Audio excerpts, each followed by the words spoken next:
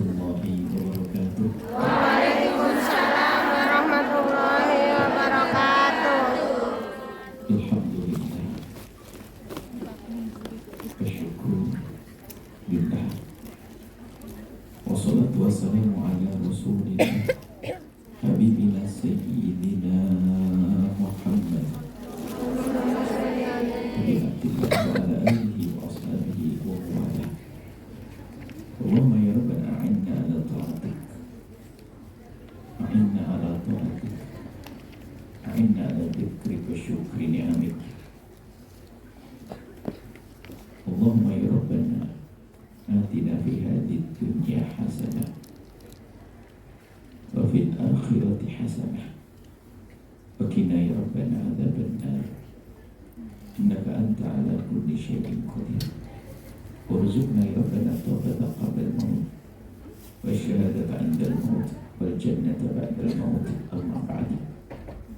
Yang sangat kami cintai para pejuang keluarga, pejuang jiwa mulia, karena khusnudon kami yang pergi ke tempat ini bukan orang iseng, karena sebuah hajat yang besar, bermacam-macam hajatnya. Ada yang subhanallah karena mungkin salah atau karena satu hal dia punya utang, kemudian dia pergi ke tempat ini agar bisa membayar utangnya. Membayar utang adalah wajib, maka apa yang dilakukan menjadi sebuah kebaikan. Ada yang berpikir tentang masa depan sekolah anak-anaknya. Ada yang berpikir minimal untuk menjadikan dirinya orang mandiri, tidak merepotkan orang lain. Ada orang hidupnya untuk merepotkan orang lain, meminta, jadi benar, dan Nabi tidak senang orang seperti itu. Akan tapi keberadaan kalian di tempat ini insya Allah tanda-tanda kebaikan. Maka dari itu harus tahu tujuannya. Harus tahu tujuannya. Kalau sudah hajat-hajat tersebut sudah mulai tampak atau telah terkabul, hendaknya berpikir untuk menjalani hidup yang normal, sempurna, normal. Hidup dengan keluarga. Apakah kamu tidak kangen sama suamimu?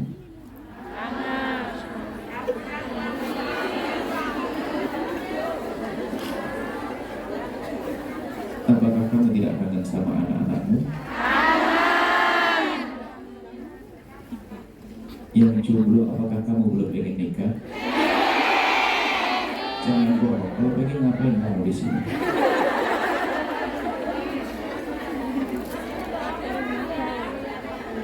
Doa itu separuh perjalanan usaha, separuhnya adalah harus siap beneran. Baik, maksudnya gini, dia berharap bahwasanya yang kesini bukan terlena.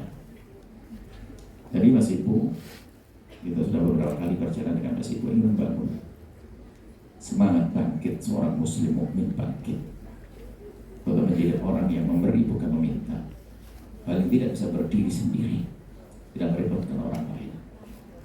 Tentunya bukan berarti harus sombong, tidak. Orang mandiri, tidak merepotkan orang. Ada orang hidupnya itu meminta, dia tuh sudah cukup kayaknya minta. Dan orang yang sudah merasa cukup kayaknya minta, itu modelnya sama mirip-mirip. Pergi ke Hongkong katanya menyelesaikan utang, utangnya sudah kebayar, masih nambah lagi.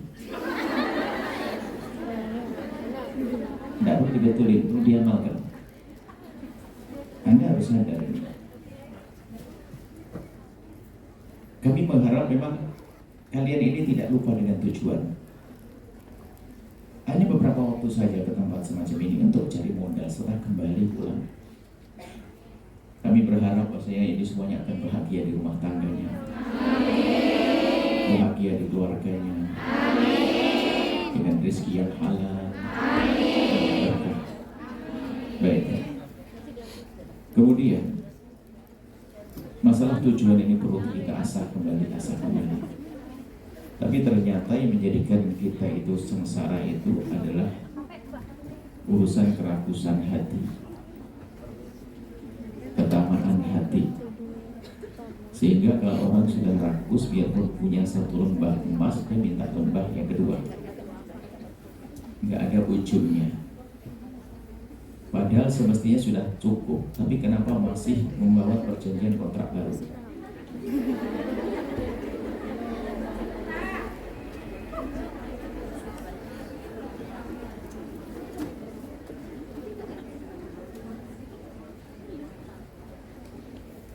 Apa-apa. Insya Allah setelah ini ketemu di Indonesia mengaji. Justru itu yang dia ingin kalian terus mengasah niatnya dulu, dan luar biasa. Ini hebat, sampai suatu ketika nangis dia, ayah saya sakit masuk rumah sakit, kemudian harus terlilit utang, saya harus pergi. Kita tidak bisa menolongnya. Dia seorang perempuan yang sebetulnya dia menjerit tidak ingin pergi, akan tapi harus pergi untuk bayar utang ayahnya, utang ibundanya. Ingin adiknya sekolah, saya berkorban biar saya tidak kotor, yang penting adikku sukses Bu ya. Itu banyak orang-orang semacam itu, dan yang hebat orang semacam itu memikirkan orang lain, mengikirkan kewajiban. Akan tapi pun demikian, Buya masih terus berharap bahwasanya cara berpikirnya harus kecerdasannya ditingkatkan lagi, untuk cerdas ngurusi pribadi, ngurusi keluarga, ngurusi usaha. Jangan terlena menikmati keadaan di tempat semacam ini. Nah, tempat ini semuanya serba enak, dengan gaji rutin per bulan, belum lagi kadang, masya Allah, semuanya serba enak. Cuman jadi masalah nanti ya, untuk bangkit, diajak oleh Mas Ibu untuk bangkit dalam sisi ekonomi. Gue akan memulai bangkit dari sisi ekonomi dari membiasakan dengan kesederhanaan. Coba pastikan, jangan biasa dengan gaya sombong. Orang tersiksa itu sombong. Sombong dengan mobil mewah, sombong dengan rumah megah, sombong dengan itu tersiksa hidupnya. Hidupnya pada dia kaya kayak orang larat, capeknya luar biasa. Kesombongan dia selalu nuruti kesombongannya. Ya, sombong itu menyiksa. Dan kejahatan pertama dilakukan oleh iblis, oleh makhluk Allah namanya iblis. Aba wastakbar, sombong. Biasanya kalau sudah alumni luar negeri, itu gayanya di rumah berubah. Na'udzubillah. Itu yang menjadikan dia itu gak bisa sukses. Kalau dulu biasanya makan sambal terong, ya sudah kembali biasa, dan itu lebih enak bagi kami. Gak usah action. Kadang-kadang sengaja dipaksain gaya makanan yang ada di Hong Kong dan sebagainya.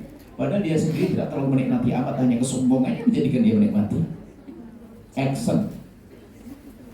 Sehingga pulang ke rumah kelihatannya sebelumnya waktu masih di Hong Kong bisa beli motor, beli rumah, beli ini. Pulang ke rumah 6 bulan dijual lagi, balik lagi ke Hong Kong. Nyungsep. Pasti dia cerdas orangnya. Kalau ada di sini angkat tangan. Nggak cerdas orang itu. Sekarang dengan Buya harus cerdas. Biasakan dengan kesederhanaan. Nggak usahlah. Kalau sudah ikut orang kampung, ya sudah gaya hidup orang kampung, makan seperti mereka. Pergi ke pasar, nggak usah gayanya harus supermarket. Itu pasar di perempatan jalan itu murah-murah itu. Sambil nolong ibu-ibu yang belanjanya ke pasar besar untuk dibawa ke perempatan. Ingat enggak? Ya. Nah itu loh, belanja di situ sambil nolong saudara kita. Lebih murah kadang-kadang. Nggak usah action gaya, oh saya alumni Hong Kong, kok sorry loh. Belanjanya di pasar tradisional.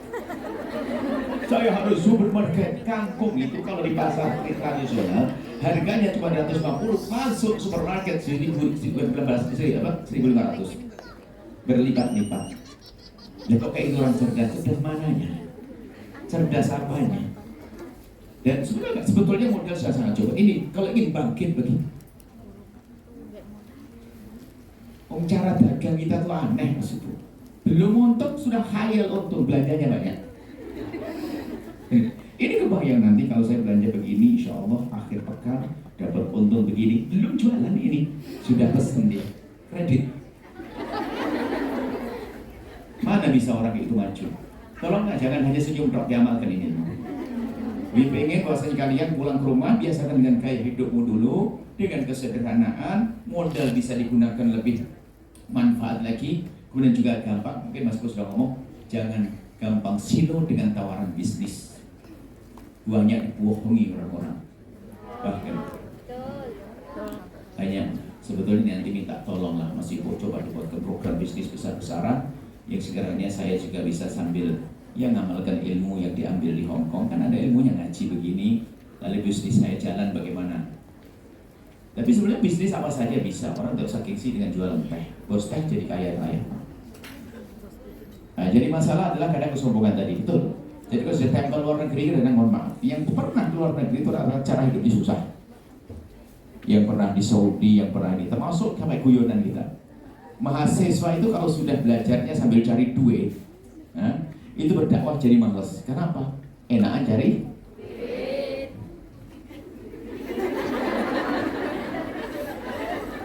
gitu. Tapi kalau biasa dengan kesabaran, mudah nanti dalam berjuang. Memang ada mandiri itu penting, akan tapi bukan berarti kita mengikuti hawa nafsu kita, ketamaan kita, keragusan kita. Apa sih kengkok? Kenapa sih? Apa sih salahnya kalau kita kembali ke kampung nasi sayur bayam, bobor, kita bisa ada bobor bayam sama jagung muda, kemudian sambalnya korek, gawe kering, Masya Allah, didampingi suami.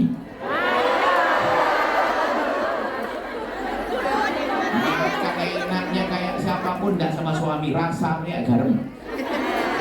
Kalau masih menikmati, wah kacau nih, nggak rindu suami nih. Ya, ini jadi tolonglah biasakan sederhana. Kalau Anda memang ragu hidup sederhana, yuk jalan sama Buya nanti. Saya ajak nanti ke Lartiker di pinggir jalan, ternyata nasi bungkus paling enak kalau dengan sayur-sayur. Tahu itu kalau sama sayur cerdas, sayur kental, apa namanya, lodeh kental begitu, masya disiram di atasnya, cemek-cemek gitu. Allah, garam bakar enaknya luar biasa. Sudahlah, ternyata kalau kita amati dari semua kegagalan itu cara hidupnya yang salah. Cara hidupnya yang salah. Sederhana itu bukan berarti kita harus menyiksa diri kok, enggak. Menikmati kok. Jujur hari ini pun sambal terong tetap lebih enak dibanding sambal-sambal yang lainnya, karena lidah kita sudah terbiasa. Terasi itu baunya tidak enak, tapi ternyata aja. Nah itulah, jadi tolonglah, jadi kita pun berpikir seperti itu, sehingga modal yang Anda miliki ini adalah akan berguna. Jadi jamin hidup sederhana, pastikan hidupmu sederhana. Gaya hidup di sini sudah dikurangi, dirubah. Kemudian setelah hidup sederhana, ya, sederhana, jangan gampang silo urusan bisnis. Kalau mau berdagang, berbisnis, usaha, nanti masih kuat. Kita ada dalam satu buku kita yang kita tulis dengan Mas Ibu, itu adalah bagaimana langkah-langkah bisnis paling tidak ya. Ada waspada, hati-hati, Allah ridho, jangan kalap, mentang-mentang ada untung, nggak pernah mikir halal haram, naudzubillah. Kalau sudah orang tidak berpikir halal haram, itu biasanya sudah ngawur, bisnisnya bisnis gampang dibohongi. Tapi kalau orang berpikir halal haram boleh tidak secara syariat, berarti dia waspada, hati-hati. Sehingga biarpun terlihat di dunia menguntungkan, kalau di akhirat tidak menguntungkan, dia akan mau. Jadi kesederhanaan, ya. Kemudian jangan mudah silau dengan bisnis. Kemudian yang ketiga, jangan merasa gengsi dengan kerjaan halal apapun. Jangan merasa gengsi dengan kerjaan halal apapun. Yang penting terhormat. Yang penting terhormat. Karena kadang-kadang sudah merasa mungkin, ya dia stempel. Kalau di kampung itu stempel sarjana. Jadi kadang-kadang sepertinya mendapatkan gelar sarjana ekonomi itu malah mematikan. Kenapa? Kalau sudah di rumah tuh malu kerja-kerja apa adanya. Sementara dia harus makan. Dia kelontang-kelantung dia di rumah. Mau kerja belum diterima. Dia mau kerja di kerjaan biasa karena dia sarjana ekonomi. Akhirnya nggak kerja. Bingung dia merusak. Ibunya yang marah-marah dan seterusnya. Sama lulusan Hong Kong begitu. Kadang males, malu kerja ini dan sebagainya. Ke sawah, jual teh atau apa saja. Banyak pekerjaan. Asalkan itu tadi ada keseimbangan, cara hidup yang benar, nggak usah kita foya-foya, action gaya, nggak harus beli mobil. Susah beli mobil itu harus buat rumah, tempat parkir, punya sopir, rawat, nah angkot aja enak ya. Nanti memang kita mulai berpikir maju, iya, tapi di saat kita belum sampai di sana jangan memaksakan diri. Banyak orang memaksakan hidupnya. Kita diskusi ngobrol, jangan biasakan dengan gaya ngutang dalam bisnis dan sebagainya. Ngutang itu nyiksa. Sekarang ada orang beli sesuatu belum waktunya. Biarpun di rumah di Indonesia gaji anggap saja gede banget, 10 juta umpamanya. Kredit mobilnya kredit 4 juta per bulan. Rumahnya kredit 2 juta, berapa? Motornya 500 ribu. Kulkasnya 200 ribu. Pancinya ini, rupanya dari 10 juta itu ada sisa 1.500.000. Ayo, jago kredit. Mukanya ketahuan modelnya kredit. Kalau orang semacam ini, mana mungkin bisa hidupnya enak? Dia disiksa dengan itu semua. Dengan 1.500.000, dia nggak akan cukup. Selebihnya untuk kewajiban yang sudah diambil. Kemudian apa? Setan berbisik, sudahlah. Kamu malu dong pakai mobil, nggak punya duit, nggak punya ini. Akhirnya mengambil apa saja. Kalau jadi pengurus masjid, ngambil bis masjid. Ya. Kalau jadi pegawai korupsi, karena kejahatan berangkat dari situ. Kejahatan biasa dari situ, dari kebiasaan ngutang. Memang ada orang ngutang bener ngutang karena kebutuhan, ada ngutang hobi, ada ngutang tidak jelas. Ya itu kan masa lalumu, barangkali ada ngutang yang jelas, tobat saja. Nah, sekarang harus benar kalau ada ngutang. Ada ngutang nggak jelas, ngutang beli handphone. Masya Allah. Jadi dengan biasakan dengan tidak pernah gengsi dengan rezeki, dengan pekerjaan halal, maka ketahuilah kita akan mulia. Kemudian juga harapan Buya, wanita karir, rumah tangga harus indah ya. Karena ada hubungannya dengan ini ada yang sudah, bukan kalian, bukan. Ada sebagian yang kerja di luar negeri itu kan sudah pulang ke rumah sama suami sudah mulai bertanya-tanya. Kalau sama suami sudah mulai tolak bingung mas bro, kerja, kamu tidak pernah yang nyekolahkan anak aku loh ya, sama suaminya sudah mulai bertanya-tanya. Tidak boleh gitu. Maka di samping bisnismu yang benar, nanti cara hidupmu yang baik, dan biasakan anak kita dengan kesederhanaan, jangan action. Kemudian setelah itu, nah ini dalam rumah tanggamu pun harus ada ragu-ragunya dong. Wanita bekerja bukan dilarang. Wanita bekerja itu bukan dilarang. Cuman harus patuhi rambu-rambu. Rambu-rambu yang terakhir. Yang terakhir ini sengaja saya jadikan paling pertama. Biasanya yang terakhir. Yang paling terakhir adalah karena sudah terlanjur kerja. Kalau belum kerja masih ada rambu 1 harus izin, 2 ini. Nah, saya tinggalkan semuanya. Tinggal yang kelima adalah jika dirimu sudah mempunyai rezeki lebih, maka harus tingkatkan ketawadhuanmu kepada suamimu. Karena rata-rata permasalahan wanita kerja adalah yang kelima adalah sombong. Kalau punya masalah sedikit, cerai aja yuk, langsung mahkamah, cerai. Setelah cerai nyesel, bingung dia. Makanya banyak perempuan yang susah menikah itu adalah perempuan yang janda sukses. Paham? Ini harus dikatakan psikolog.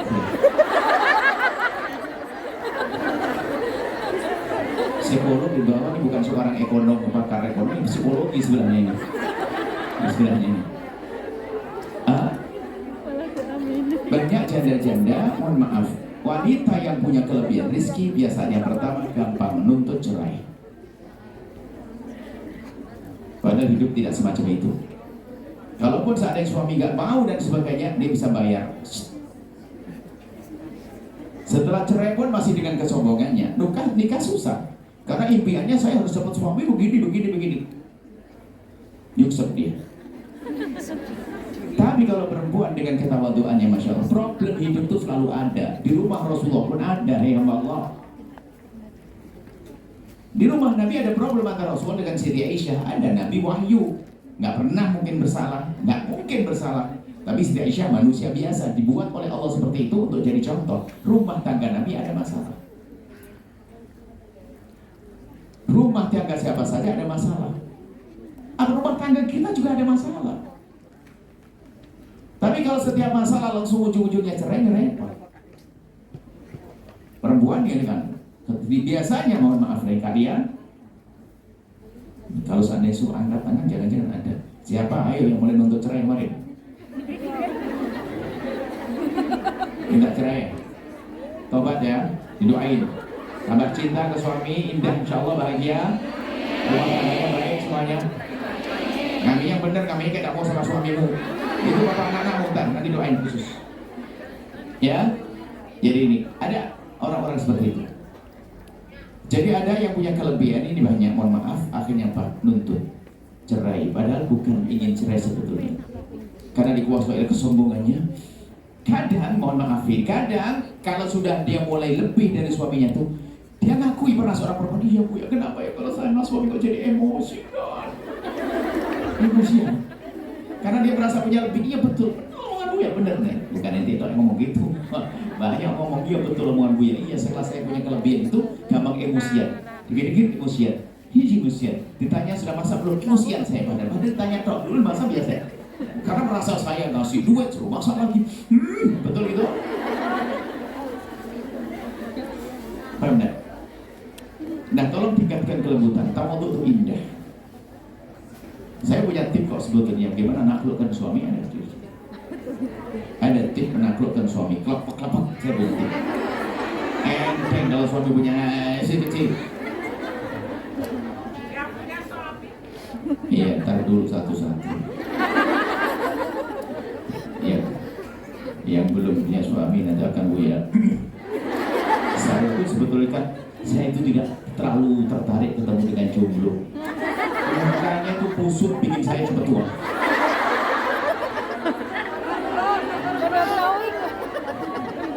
Ayo, kalau besok mau cepat nikah, bila muka yang ini terus.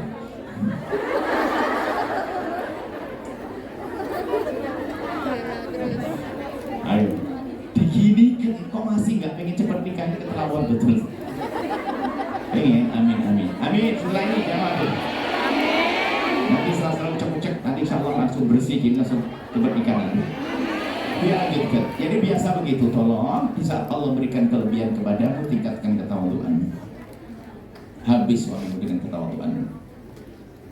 Coba saja kalau perempuan memang dia secara ekonomi memang tidak punya, hanya patuh kepada suami dan sebagainya, seorang istri. Lihat kalau ada masalah sebentar sekali. Hari ini masalah ramai semuanya, subhanallah. Suami pergi pulang dah. Minggu depan positif. Tapi kalau sudah punya duit, ini capek kerja seharian. 5 tahun di Hongkong. Cepet-cepet, ada Hongkongnya ini.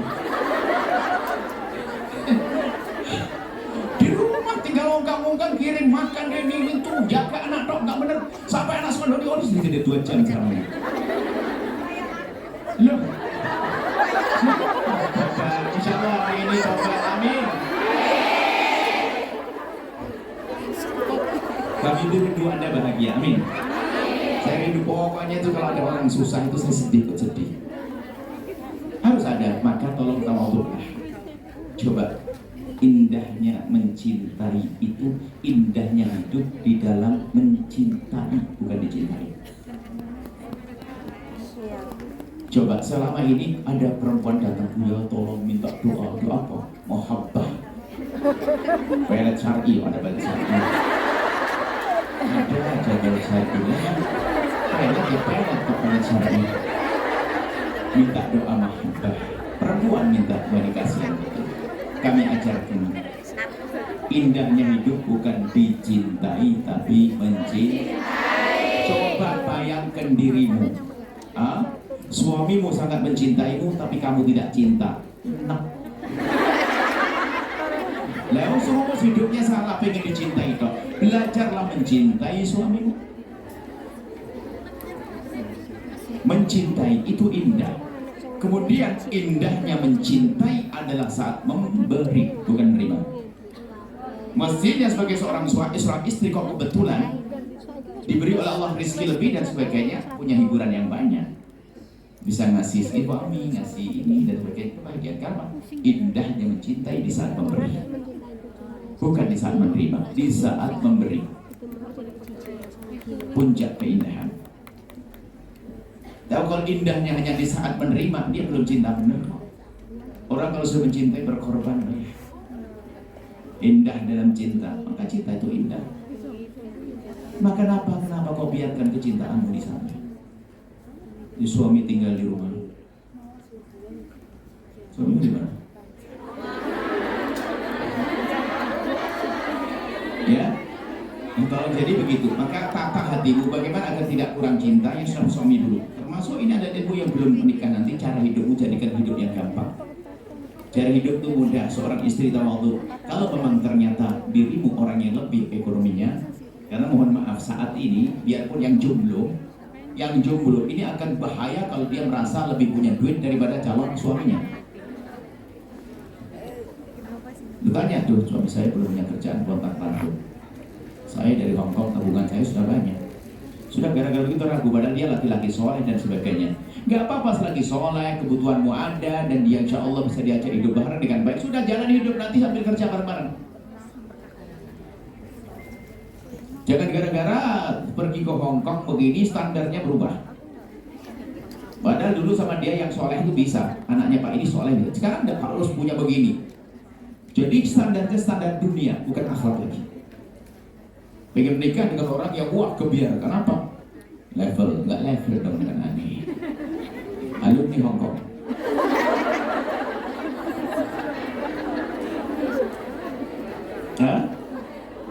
Nah, belajar mencintai itu indah, kemudian dengan bertawadhu. Tawadhu itu belajar, tolong dengan suamimu yang tutur kata lembut itu jadikan suamimu semakin jatuh cinta. Bahkan kalau seandainya ternyata dirimu yang harus memenuhi keluargamu, apa sih salahnya kalau kalian sering juga minta maaf, abang mohon maaf jika selama ini saya yang mengambil alih mengcover, tapi bukan berarti ini kan tidak menganggap abang kan, mohon maaf bang ya, diridhoi kan saya bayari kontrakan rumahnya. Benar, oke. Oh ini ketahuan pantesan modelku begitu. Suamimu itu di saat bekerja nggak dapat duit mau pulang tuh gemeteran dia. Mikir saya nggak bawa duit. Dia tuh sudah mikir tuh bimbang, motornya tuh digas tuh ragu-ragu. Karena apa? Dia pulang tidak membawa uang. Sudah begitu bagaimana mikir listrik, mikir ini dan sebagainya. Jangan sampai di rumah melihat dirimu keluar taring. Karena sudah kelihatan sangat mulai tadi sebelumnya bertaring nih deh. Ini masalahnya sebagian. Jadi maksudnya apa? Dia tuh mau pulang tuh dengan rasa takut karena tidak punya nafkah. Ya Allah, tadi bisnis gak dapat, pasti suamiku asli bakal cerewet. Aduh, karena saking cintanya masa istri. Tatuannya khusus ya. Jadi pulang ke rumah tuh suami sebenarnya dalam ketakutan, keraguan. Maka sebagai istri solehah, apa salahnya pun hidup juga semacam itu. Suami memang lagi ekonomi lagi terpuruk dan sebagainya, tinggal sambut oleh suamiku. Masa melihat orang cantik ini masih takut, masih cemberut. Harus begitu. Ini ada contoh pada zaman Nabi. Pada zaman Nabi ini contoh. Permasalahan hidup ini kan bukan untuk saling tuntut. Pada zaman Nabi ada seorang wanita itu ngadu ke Rasulullah karena apa?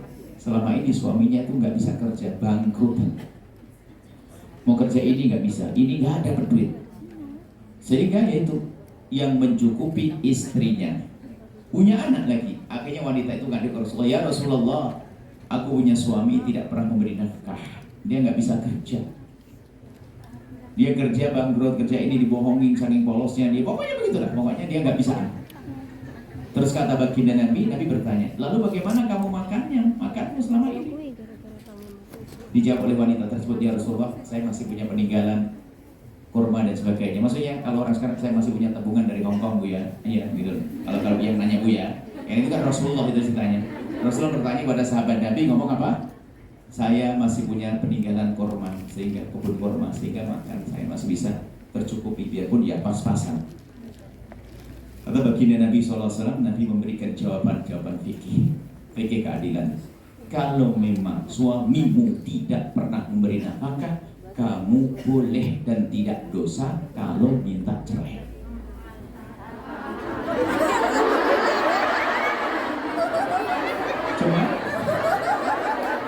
Cuman karena wanita itu cerdas, bukan wanita bahlul. Yang wanita bahlul, bodoh langsung ngomong, cerdas. Bukan Anda loh, stranger yang alhamdulillah tarik lagi. Nah, karena wanita itu cerdas, masa itu kayak begitu? Karena dia mengerti cinta, mengerti hidup indah tanpa syarat kok, bukan harta melimpah kok, tanpa harus punya anak kok, tanpa harus rumah megah kok. Dia ngerti cinta, dia mikir, masa gara-gara begitu saya harus tak cerai? Ya Rasulullah. Nah ini kan cerdas dia. Siapa yang cerdas? Ada yang cerdas Maya? Tapi terlanjur ketahuan nggak cerdas tadi. Terlanjur ketahuan nggak cerdas, gimana ini? Masya Allah. Harus saya ngaji deh sama Buya nanti. Biar kan datang. Dan kata wanita tersebut, ya Rasulullah, ada pilihan lain?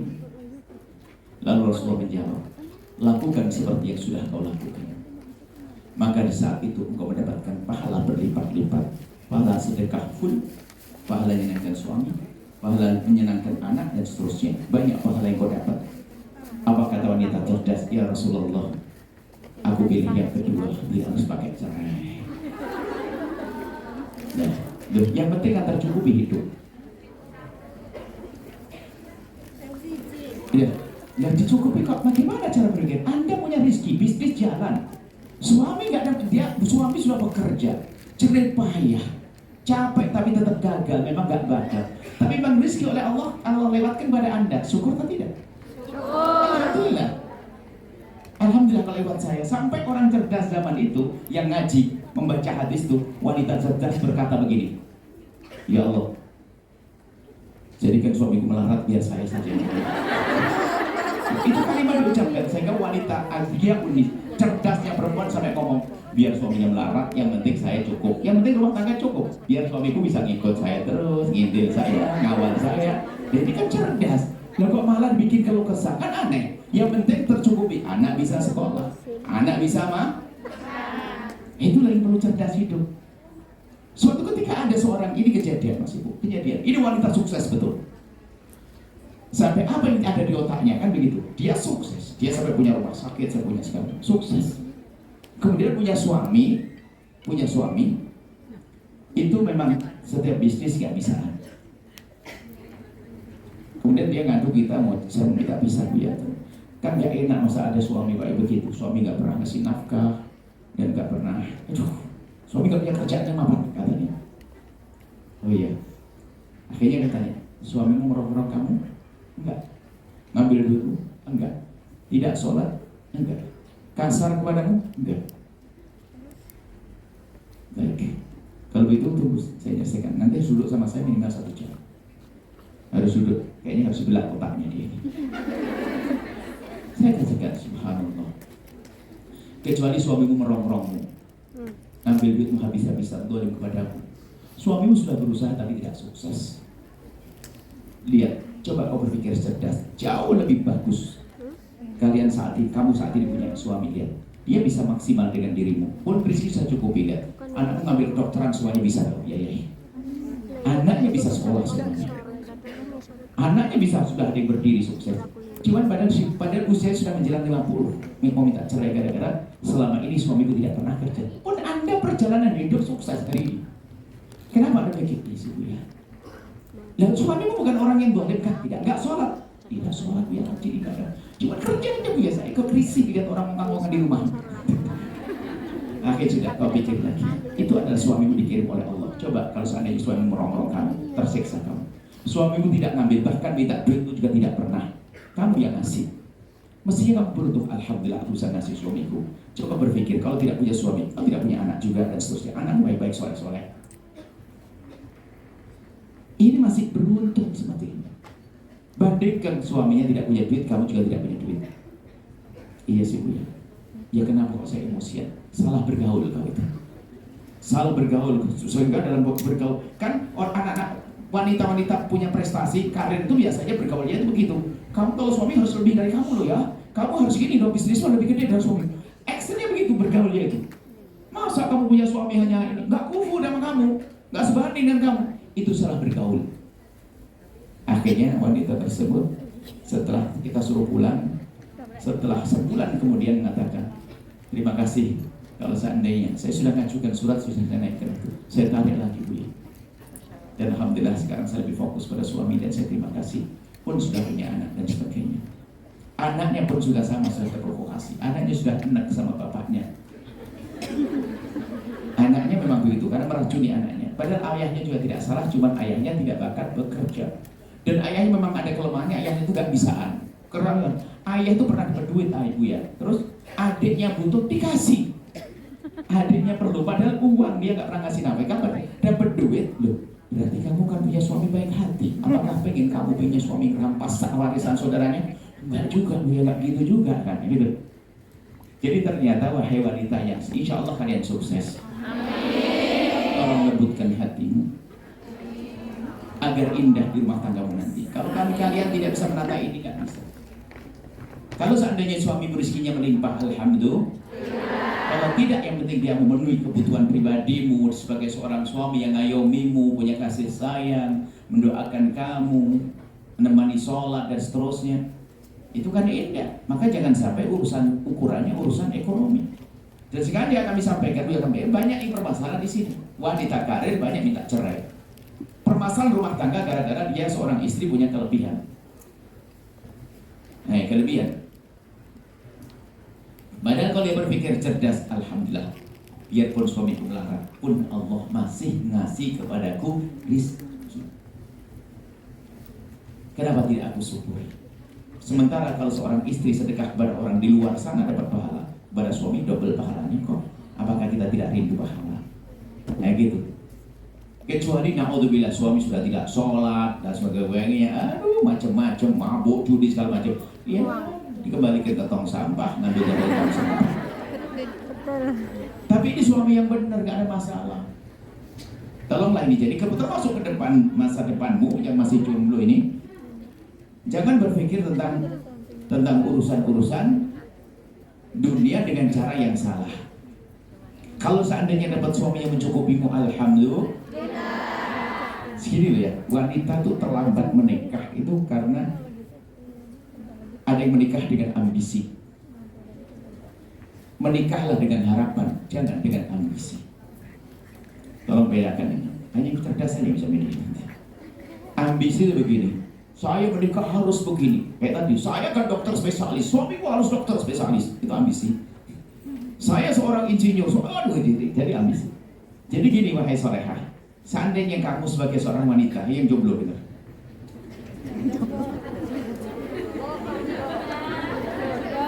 Jika memang dirimu butuh 5, ya kamu cari 5 poin pada seorang pria.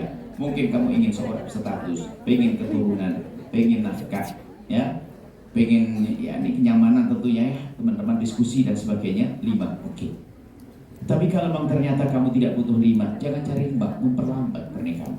Misalnya keturunan, saya sudah punya anak, saya janda anak 3 ya. Berarti keturunan tidak terlalu menjadi impiannya kan? 1, oke, karena sudah punya anak. Atau rezeki, alhamdulillah ya.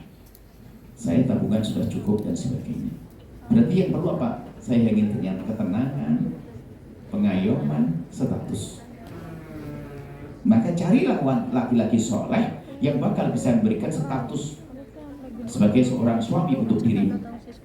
Kemudian pengayoman, kebutuhan pribadimu terpenuhi dan seterusnya. Ya? Kemudian dia yang bisa menemanimu setiap saat. Jangan berpikir tentang dia harus kaya dan sebagainya. Karena apa? Dirimu sudah punya rezeki yang cukup. Maka ini cerdas. Biarpun nanti ternyata tiba-tiba dapat bonus, tak taunya suaminya dibuka rezekinya dan cerita. Jadi kalau pengen menikah itu tolong. Ada sebagian orang, sebagian wanita, kemarin ada wanita ngadep ke Buya. Ada waktu cari satu ketiga di ada belum lama. Buya saya pengen butuh itu saja. karena syahwat saya tinggi dan sebagainya, takut saya melakukan yang haram. Sudah sampai mengatakan saya tidak perlu nafkah. Itu jauh lebih hebat, dia cerdas. Karena apa? Dia hanya pengen, urusan syahwat dia yang tinggi. Saya pengen nikah, tapi biar tidak kasih nafkah.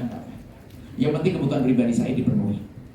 Bahkan tidak tinggal serumah dengan tidak apa-apa. Ada seorang nggak tahu syahwatnya tinggi, dan syahwat bukan aib loh ya. Syahwat bukan celah. Yang celah adalah melampiaskan syahwat dengan cara yang haram. Saya sanjung wanita itu, kau hebat, kau takut dosa. Kau takut dosa, sampai mengatakan saya menikah nggak pakai nafkah nggak apa-apa, yang penting kebutuhan saya dipenuhi. Sekarang mohon maaf, ada karena ambisinya tertunda. Tertundanya kadang-kadang sampai tiba-tiba 35 tahun belum nikah. Ada? 40 belum nikah karena dia berpikir menikah dengan ambisi. Mungkin tetangga soleh, tinggal kita bilang ke Ustaz, tetangga itu kayaknya Masya Allah ya, anak muda. Bisa jadi dia calon suamimu lebih muda dari kamu loh ya. Lagi-lagi ada ngatur, suamiku harus lebih tua 5 tahun dari aku biar lebih dewasa. Tak tahu sudah tua kayak anak-anak. Nah, ini termasuk pendidikan masa depan. Rumah tangga itu indah. Jadi bukan ada tuntut-tuntutan rumah tangga. Kalau ternyata rezeki telah Allah berikan melalui dirimu, alhamdulillah. Jangan jadikan rumah tanggamu berantakan gara-gara ekonomi. Sebab banyak di antaranya sudah pergi, ini buahnya tiba-tiba minta cerai gara-gara pergi ke luar negeri. Bukan seperti itu. Di sana ada anak. Atau mohon maaf insya Allah, semoga Allah menjaga hati kalian. Kadang kekesalan kepada suami ini ada sebabnya. Mungkin ada kita sering mata kita tidak terjaga. Tolong hati-hati yang sudah punya pasangan yang halal yang ada di rumahnya. Fokuslah kepada suamimu, makanya jangan fokus dengan kekurangannya, agar semakin hari semakin rindu dan semakin cinta. Karena biasanya kalau sudah mata jelalatan, mohon maaf, komunikasi dengan lawan jenis yang bukan suamimu adalah bahaya. Dan jangan main-main urusan itu. Tiba-tiba, mohon maaf, sampai seorang perempuan itu soleh sebetulnya dia. Cuman dia salah, dia berkomunikasi, dia cerita, iya Bu ya kenapa? Kalau saya WA sama suami saya biasa saja, tapi kalau laki-laki itu ngirim WA ke saya, maksud saya gemeteran dia. Iya Bu. Anda bilang kau segera tobat. Ingat, ia langsung di blok semuanya. Setiap ingat laki-laki itu istighfar dan sebagainya.